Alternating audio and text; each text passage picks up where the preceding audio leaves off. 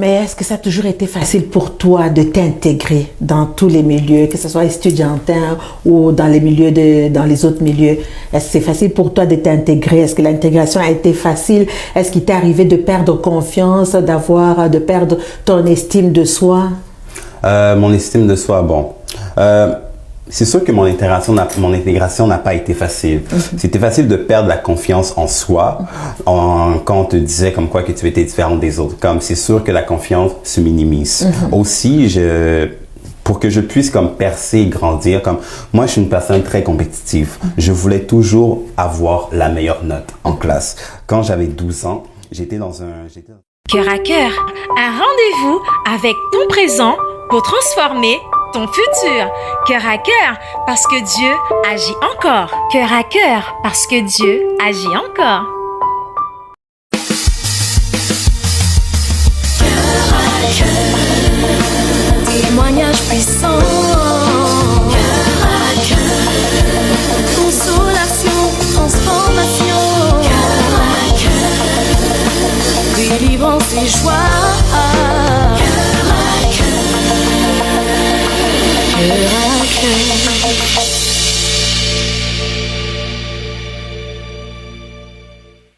Bonjour et bienvenue sur le plateau de Cœur à Cœur. Alors voilà, le printemps est là et Dieu nous a fait encore grâce. Et aujourd'hui, j'ai vraiment le plaisir de vous présenter un jeune exceptionnel, un jeune qui a fait un parcours extraordinaire et c'est un plaisir pour nous de le recevoir sur ce plateau. Nous recevons Kevin Pono. Bonjour Kevin. Bonjour. Kevin, c'est un plaisir de t'avoir avec nous aujourd'hui. Merci beaucoup, c'est un plaisir d'être ici aussi. Alors Kevin, on va parler de toi Kevin, on va parler de ton témoignage, de ton parcours. Tu as eu un parcours extraordinaire. Merci. Et vraiment, aujourd'hui, on va le découvrir ensemble. Kevin, c'est quoi ton témoignage déjà en tant qu'enfant de Dieu? Quel est ton témoignage? Mais en tant qu'enfant de Dieu, bien, quand j'étais adolescent, c'est sûr que j'ai commencé à croire que Dieu existait. Puis au fil du temps, à 21 ans, c'est là que j'ai commencé à donner ma vie à Dieu. Puis après ça, ben, c'est là que j'ai commencé à recevoir des cours qui sont essentiels, qui sont importants pour savoir qui est Dieu, qui est Jésus, qu'est-ce que Dieu a fait. Et j'ai commencé à retenir des versets importants comme le premier verset, je m'en souviens, c'était Jean 3, verset 16. Évidemment. C'est le verset que tout le monde connaît. Oui. Donc c'est vraiment comme ça, petit à petit, j'ai commencé à apprendre à savoir les notions basiques de la Bible et de la vision de Dieu. Et jusqu'à aujourd'hui, maintenant, je suis en train de prendre un cours de baptême. Le 13 avril, qui est dans 2 semaines, ben, je vais me faire baptiser à l'Église de Christ en Action. Et vraiment, c'est juste ça que je suis en train de faire, puis je ne regrette pas. Absolument. Alors Kevin, toi tu as eu un parcours extraordinaire, un parcours quand même parsemé d'embûches, d'obstacles, mais aujourd'hui tu es là, tu peux nous témoigner de ce que Dieu a fait pour toi. Toi tu as été aux prises avec la dysphasie. Exactement. Alors est-ce que tu peux nous expliquer un peu c'est quoi la dysphasie et quelles sont les difficultés justement que tu as traversées avec la dysphasie? La dysphasie, bon, pour définir la dysphasie, je pense que c'est important de le savoir, c'est quoi. La dysphasie, c'est une atteinte neurologique qui persiste tout au long de la vie. Ce trouble affecte l'expression de la compréhension du langage. Elle peut avoir plusieurs variables, telles que les sons de la parole, l'accord des mots, l'ordre des mots et la construction des phrases, les sens du mot, le vocabulaire, la compréhension des différentes notions, l'utilisation des langages dans différents contextes. Donc, certes, la dysphasie peut avoir plusieurs variantes. Et dépendamment de la personne que tu es, ta dysphasie peut être soit secondaire ou primaire. Donc, quand je dis primaire, ça peut être sévère, ça peut paraître physiquement, mais quand c'est secondaire, c'est là que ça peut être léger. Donc, ça peut ne pas paraître chez l'individu, dépendamment de la difficulté qu'il rencontre. Puis, les difficultés que j'ai rencontrées dans ma vie, c'est que quand j'étais jeune, je n'avais pas la capacité de communiquer avec les autres jeunes. La manière comment je m'exprimais, comme mes phrases étaient déformées et j'arrivais pas à trouver les bons mots. Et aussi, j'avais pas aussi la capacité d'écouter comme les autres jeunes. J'étais pas assez attentive. Donc, je manquais beaucoup d'attention et ça faisait partie de mon trouble. Et vraiment, ça m'a beaucoup touché parce que je n'ai pas eu une enfance heureuse comme les autres. Tout ce que je voulais, c'était me faire accepter. Et pour cela, ben, j'ai dû me combattre pour me faire accepter.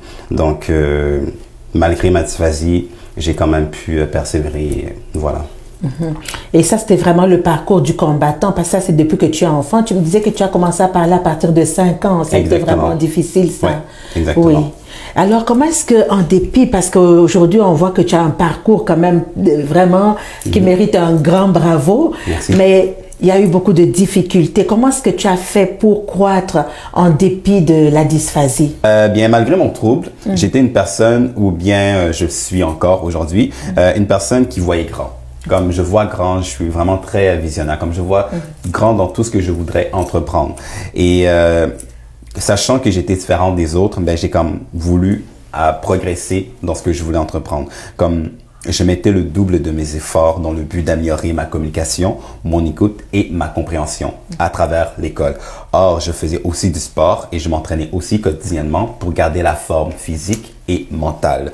Et on m'a toujours encouragé, on m'a souvent donné du positif pour le bien de ce que je faisais. Puis aussi ma famille, qui est vraiment très important pour moi, m'a toujours encouragé dans tout ce que je voulais entreprendre. Ils ne m'ont jamais cessé ils ont jamais cessé de vouloir dire que Kevin, continue, tu persévères, vas-y, t'es un exemple et tout. Même mes sœurs ainsi que mes proches, ils m'ont tous encouragé. Puis je pense que c'est ça qui m'a permis d'aller aussi loin et d'avoir une vision différente que les autres. Puis malgré cela aussi, comme aujourd'hui, malgré que j'ai le trouble, comme je parle 3 langues, je lis énormément, je cours, je m'entraîne au gym et j'ai commencé à jouer du piano. Donc vous voyez comment la vie pour moi n'a pas de limite en fait. Malgré ton habileté sociale, ben, tu peux quand même avoir la capacité de vouloir faire d'autres choses dont peu de gens peuvent faire. Puis c'est ce que je fais maintenant à travers l'école. Mais est-ce que ça a toujours été facile pour toi de t'intégrer dans tous les milieux, que ce soit estudiantin ou dans les autres milieux? Est-ce que c'est facile pour toi de t'intégrer? Est-ce que l'intégration a été facile? Est-ce qu'il t'est arrivé de perdre confiance, de perdre ton estime de soi? Mon estime de soi, bon. C'est sûr que mon intégration n'a pas été facile. C'était facile de perdre la confiance en soi quand on te disait comme quoi que tu étais différent des autres. Comme c'est sûr que la confiance se minimise. Aussi, pour que je puisse comme percer et grandir, comme moi je suis une personne très compétitive. Je voulais toujours avoir la meilleure note en classe. Quand j'avais 12 ans, j'étais dans un programme spécialisé pour des élèves dysphasiques à l'école secondaire et j'apprenais la 3e année du primaire. Malheureusement, en raison de mon trouble et de mon manque de confiance, j'ai dû reprendre ce cours. Par la suite, à l'âge de 15 ans, j'ai passé la 4e année et j'apprenais la 3e année du primaire en raison de mon trouble et de mon manque de confiance et j'ai redoublé la 3e année. Par la suite, à l'âge de 15 ans, j'ai passé la 4e année et puis c'est à partir de ce moment-là que j'ai commencé à mettre le double de mes efforts.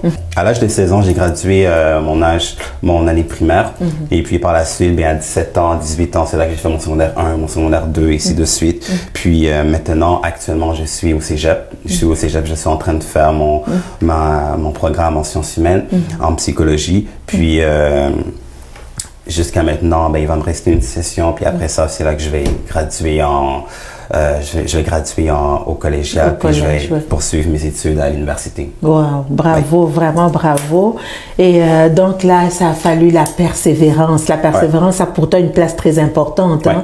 En fait, je crois que pour moi, c'est important de persévérer dans ce que tu entreprends parce que quand tu persévères, tu te bats pour atteindre un objectif. Et quand tu te bats pour atteindre un objectif, c'est là que tu vas faire la différence en fait. Puis tu ne vas pas comme... La manière comment tu vas faire la différence, c'est que tu ne vas pas te dépendre du parcours des autres. Tu vas vraiment te dépendre de ton propre parcours que tu as entrepris. Et je crois que c'est de cela qui m'a poussé à persévérer. Puis aussi, je crois que c'est aussi important de garder foi dans ce que tu fais. Quand tu crois en quelque chose, c'est là que tu te mets en action. Comme mon pasteur pasteur Fofi Ndelou, nous dit souvent de mettre en action dans ce qu'on veut entreprendre. Ce n'est pas pour rien qu'il a nommé son église Christ en action. Comme ce que tu fais, ce que tu crois, tu le mets en action. Donc, il met beaucoup l'accent sur ça. Puis je crois que ça m'a, depuis jusqu'à aujourd'hui, mais ça m'a interpellé et c'est venu me chercher. Avant, je m'en souviens qu'avant, je n'avais pas donné ma vie à Dieu. À l'époque que je ne croyais pas en Dieu, que j'ai commencé à le croire, je me disais que la persévérance était mon essence. Mais depuis que j'ai donné ma vie à Dieu, pour moi, c'est Dieu qui est devenu mon essence. Est-ce que tu peux nous expliquer ça, Dieu ton essence? Oui, de la manière comment je peux expliquer ça, c'est vraiment très simple. C'est comme une voiture en fait. C'est quand tu conduis ton auto, mais tu dois mettre souvent de l'essence afin que ton auto soit boostée, afin que ton auto puisse continuer à être utilisé. Bien, c'est un peu pareil en tant qu'enfant de Dieu.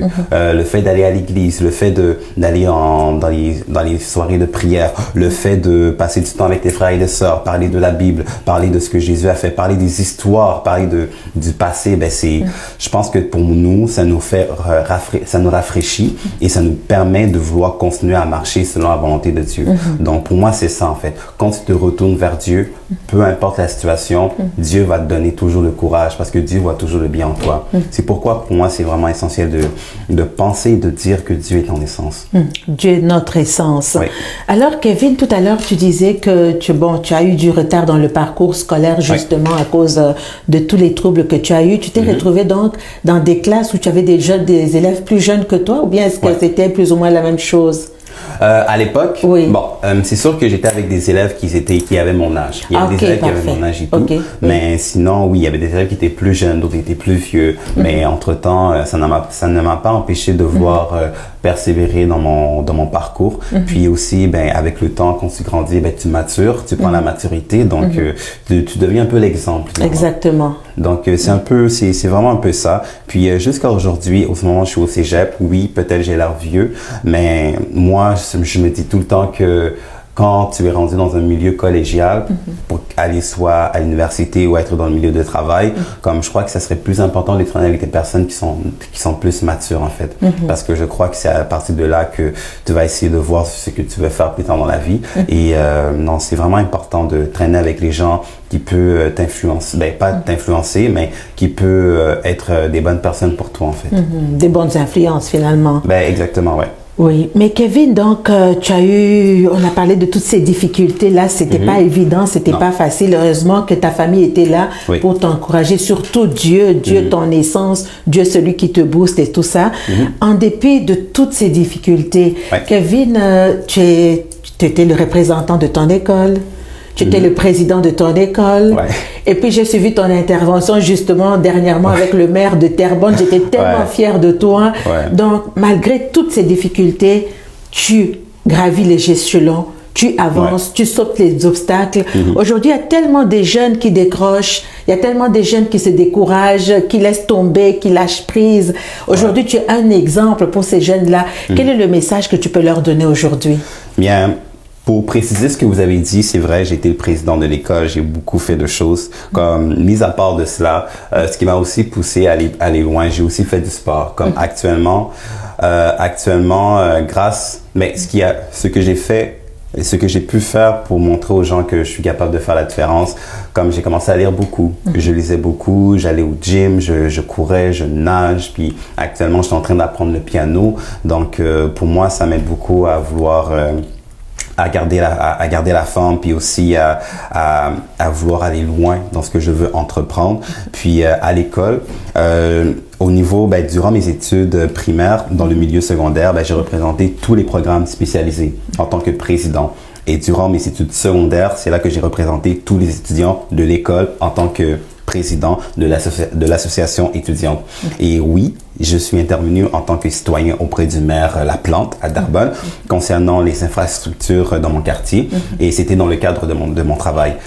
Puis, non, c'était vraiment une belle expérience parce que c'est là que tu peux voir comment ça marche, comment tu peux communiquer, comment tu peux essayer d'être intégré dans la société. Puis je crois que c'est important en tant que jeune, surtout, de vouloir s'intégrer si jamais nous voulons changer quelque chose. Puis ça met beaucoup de l'accent sur la démocratie, en fait.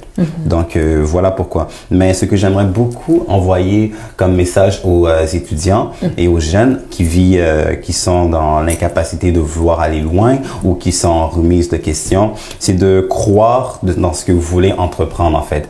Si vous le croyez, c'est là que vous allez mettre en action en fait. Puis peu importe les niveaux d'obstacles que vous êtes actuellement, je crois qu'il n'y a rien qui va vous empêcher d'atteindre votre but. Et voyez-moi, Moi, quand j'avais 12 ans, je faisais le 3e année de primaire et maintenant, je suis là. Dans quelques mois, je vais aller étudier à l'université en enseignement, si Dieu le veut. Puis voilà quoi. Malgré tout, il n'y a rien qui m'empêche de vouloir aller loin et c'est ce que je m'apprête à faire. En tout cas, bravo Kevin. Merci. Si je peux lire un verset dans la parole de Dieu, nous sommes dans Romains 5, le verset 3 et 4, qui nous dit ceci. Bien plus, nous glorifions même des afflictions, sachant que l'affliction produit la persévérance. Amen. La persévérance, la victoire dans l'épreuve, et cette victoire, l'espérance. Donc, il y a l'affliction qui arrive, il y a les difficultés qui arrivent, mais ces difficultés nous amènent à produire la persévérance. Et c'est cette persévérance-là qui t'amène à la victoire. Et cette victoire t'amène à l'espérance. Donc, c'est un cycle. Hein? Alors, vraiment, bravo. Quand même, un message aux jeunes qui sont dysphasiques également. Oui. Tu peux les encourager aujourd'hui? Oui, exactement. Vous voyez les jeunes qui sont dysphasiques. Moi aussi, je suis dysphasie. Je l'ai en moi. Et je crois que depuis que j'ai donné ma vie à Dieu, bien, je suis en train de faire la différence, car Dieu vit en moi. Puis le fait que Dieu vit en moi, mais il habite en moi, mais c'est là que les gens me voient différemment. Alors, ce que je peux vous dire pour ceux qui croient en Dieu, c'est de le croire en fait, de l'accepter, de laisser le Saint-Esprit vous guider dans ce que vous voulez entreprendre. Puis pour ceux qui ne connaissent pas Dieu ou qui n'ont pas de foi, n'abandonnez pas. Car vous savez, la vie c'est une vie de combat. Quand on veut entreprendre quelque chose, il faut se battre pour avoir. Et pour moi, se battre, c'est persévérer. Mettez en action dans ce que vous allez entreprendre. Et s'il vous plaît, ne lâchez pas prise. Il peut y avoir des hauts et des bas, mais surtout, ne cessez pas votre chemin que vous avez entrepris. J'ai perdu mon père il y a quelques mois. J'ai eu un moment difficile à l'école, socialement, auprès de ma famille aussi. Mais jusqu'à maintenant, j'atteins des bonnes notes à l'école. J'ai repris surface, je reprends la routine et Dieu vit en moi. Alors, c'est ce que je vous dis. Alors aujourd'hui, Dieu est l'essence de Kevin. Dieu peut être également votre essence. Il suffit de l'accepter comme Kevin, tu dis. Exactement. Il suffit de l'accepter dans votre vie. Donc, il y a une issue, il y a une piste de solution. Oui. On est capable de s'en sortir. Voilà, Kevin, merci beaucoup d'avoir été avec nous. Donc, regardez, visitez notre page Facebook Cœur à Cœur. Visitez également notre chaîne YouTube Cœur à Cœur et écrivez-nous coeuracœur7@gmail.com. Que le Seigneur vous bénisse.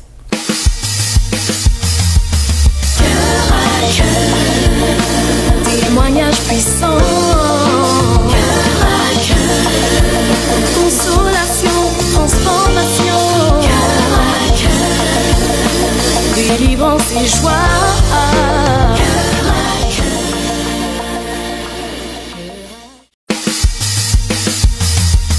Cœur à cœur.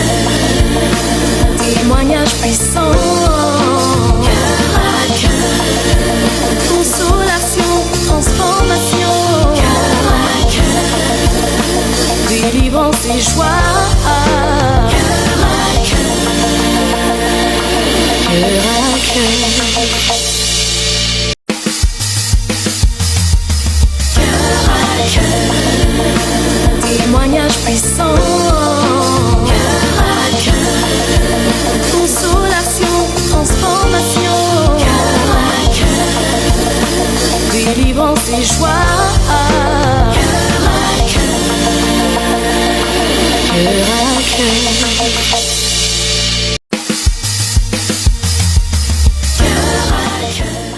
Cœur à cœur, un rendez-vous avec ton présent pour transformer ton futur. Cœur à cœur, parce que Dieu agit encore. Cœur à cœur, parce que Dieu agit encore.